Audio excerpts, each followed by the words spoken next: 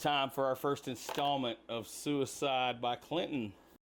Look, we came, we saw, he died. We came, we saw, he died. Look, we came, we saw, he died. Look, we came, we saw, he died. Oh my God. This whole segment is about people that fucking die around the Clintons. And if they come and kill me, hopefully I've made the right arrangements that everything will be all right without me. And I don't really expect them to. Maybe they could prove me wrong by not killing me. I'm cool with that too. I don't. You don't even have to be involved in this, by the way. Let me put that out there. This is my brainchild. Buddy has not volunteered to commit suicide by Clinton. Should we clarify that right up front? Shit. That is hilarious, dude. All right, but here, what I really want to talk about in this segment is try to focus in on this Seth Rich cat from the DNC. And so Seth Rich's death came on June the 10th of this year, 2016, and it was right around, or perhaps right after, the time that Julian Assange had come out and warned that they had some leaks coming. And then this kid comes up dead. He's killed on the street, 4 a.m. He's on the phone, walking down the street, and on the phone with his girlfriend, and she hears something, and he says it's okay, and hangs up the phone, and then they find him dead in the street. Now, here's what's interesting right now, is the time that we're recording this, about a lot of the facts. The facts are going crazy, right? Things are moving. So what you heard about yesterday suddenly just disappears or changes, or you get new information. It's like contradicting what you heard. But here's what's going on right now. They're changing the story about what was missing, because initially all the reports, everything said that all of his property was still on him. So it was kind of making people question whether he was robbed or not, because he still had his wallet and his money and his phone. Well, since that time, the family of Seth Rich got a spokesperson, is what they called it. Well, it turns out that the spokesperson is a well-known political response guy that helps people that have, sex scandals or whatever problem they've got going on. Politicians that have scandals come up. This is a guy that helps them. And so he's suddenly the spokesperson for Seth Rich's family.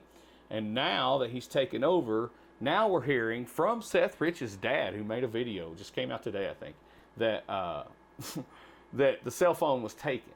So that's all really bad. Basically, without having to go into all the little minutia of this case here on the show, let me just say there's a lot of really crazy shit about Seth's death. If anybody's assuming he was assassinated, is pointing right to the DNC leaks, because he worked for the DNC. Seth's dead, and now they're changing the story about the circumstances of his death.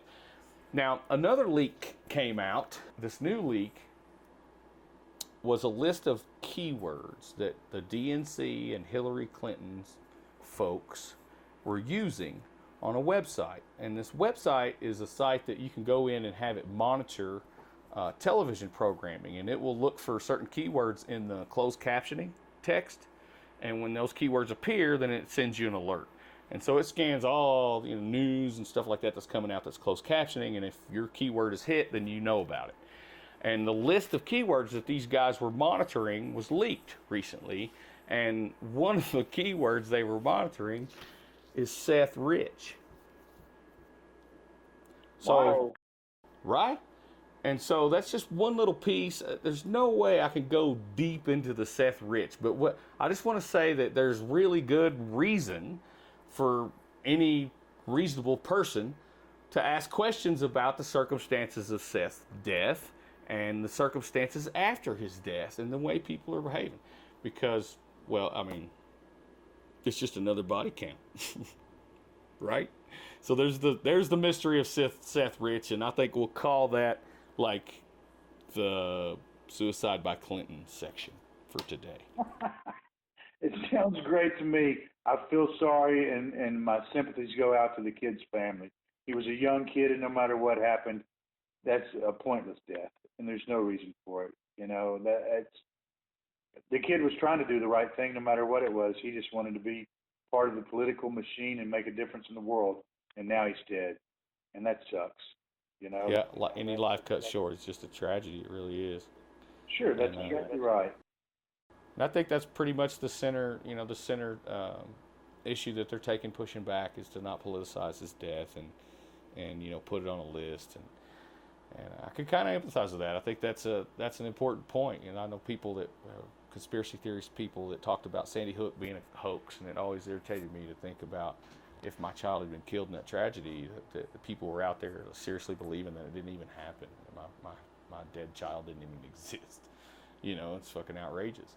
So, and it's similar here with this guy. It doesn't want to be politicized. But I will tell you that whole narrative is coming from people of political influence, which I just find odd. And I find it odd that the DNC and Hillary Clinton want to monitor when Seth Rich gets mentioned in the media and stuff like this. Just a lot of questions. So, hey, man, those conspiracy people can't all be wrong. When you can find 150 bodies on the Clinton body count, hey, bro, 30 or 40 of them really are on the Clinton body count. Maybe 100 of them are bullshit, but not all of them are bullshit. And there's a lot of people that died in some mysterious ways over these people. And they are like evil manipulators and have been, like you say, all the way from social media on down, every way they can. They manipulate and they find a way to win. Be it spend $1 billion, be it promise some bullshit they're never going to give with regards to taxes. And, they get so many people off the couch by promising all these political programs, and all these people think that, the liberals are going to give me something, so I'll vote for them. Man, they're not going to give shit. They're going to give more government involvement, and they're going to tell us more what to do, and they're going to tell us what we can have, and they're going to manipulate everything about our lives, and that's not freedom. I don't like it. So the body count over there, like you said, yeah, we can't prove any of that. There's no evidence that they killed any fucking body. But boy, there's a lot of reason to be suspicious. Well, there's a lot of people that were called suicides that sure don't seem like suicides. Now you can read into it whatever you want from there, but there's plenty of folks that I don't know. Suicides don't shoot themselves in the back of the head, bro. Suicides don't shoot themselves multiple times, and so no, I don't think all 150 people they killed, but there are some people that had some mysterious deaths, and all of them seem to have something on them or be on the way to testify or on the way to talk about or had recently talked about, and they ended up dead. And so there's something to that, and I can't say what, and I can't, like I say, I can't say they killed anybody, but I can say that there are a few mysterious deaths all the way back, and this is a local thing, to the kids on the track.